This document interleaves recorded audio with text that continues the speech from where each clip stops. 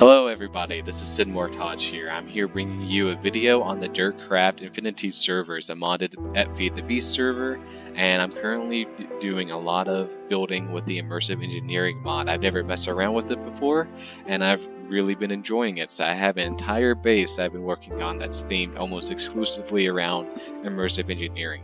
The machines, the blocks it brings to the games, just my own little building style. So I want to show it off, one, just to kind of have a record of it, and two, to show my friends and you all. So without further ado, here we go. So when I first started building this base, I thought, oh, I'm going to do like a smuggler's cove. So I made a little hidden entrance here with its own personal dock. But then I started digging down, and that vision evolved. So this first little room is almost like a forgotten part of a smuggler's den here. I have it for stores of essence berries for enchanting.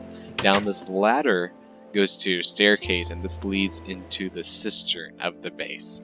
I call it the cistern because there's 4 canals that are draining water into a giant hole here that has a beacon with haste on it to help me with building. Each of these canals have 4 water wheels on it by Immersive Engineering that feed into some capacitors to store the energy. I have cabling shown connecting all of these water wheels so they're all together. I'm also using this as kind of like my workshop area, so I have many chests and storage crates around. Here's my steel furnace. That's going to be moved eventually to be a nice, clean, open area. If you go across this bridge, we go down to a staircase that leads into a few passages. One isn't finished yet. It's going to be a future construction site that leads to the next bottom level eventually. So this is kind of like a midway point. To the right here is a portal that leads to my friend's base on the server, but we won't go through it yet.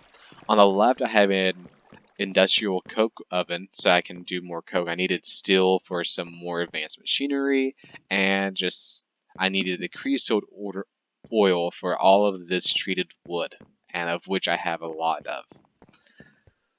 When we go back up the stairs, we can go to the opposite corner of this circular room. And over here is a few passages. The first one will eventually lead to my friend's base, kind of a physical tunnel that goes to it. Over here is then my industrial hemp farm, so I can get the industrial hemp seeds for the Immersive Engineering's industrial squeezers that can make plant oil. I also have this overlooking a ravine. I plan on maybe decorating the ravine, making it look prettier to look out onto. There's 2 tunnels. One leads to the circular room there, but before we go into that room, first here is a potato farm. This is going to be so I can use it in the fermenter and have my ethanol being made. There's also a view of the ocean floor here with some glass, and I'm using a spotlight to effectively light all of this to grow. When we go into the circular room here, we see that I have it set up with the fermenter over there, the industrial squeezer here. These 2 lead into the refinery here to make biodiesel for the diesel generator. I have a staircase here that kind of leads to a more factory-esque area of the cistern. This will eventually connect onto the bottom floor as well. Here I have a few different fluid tanks. This one's for the plant oil. This is for the creosote oil, sorry. This is for the ethanol, and this is for diesel. So I have piping that's running above over our heads. That's more easier to see. And I have some piping that also runs underneath the ground, and this connects the different fluid tanks to the diesel generator here. And eventually this will link up to an array to have all my power needs.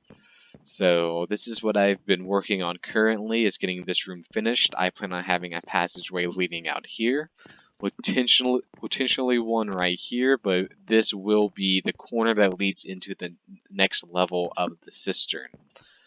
Furthermore, I may have a passage in this corner. Typically, I try to do corner passageways. I think they look a bit cooler. They provide more opportunities for more complex structures using stairs.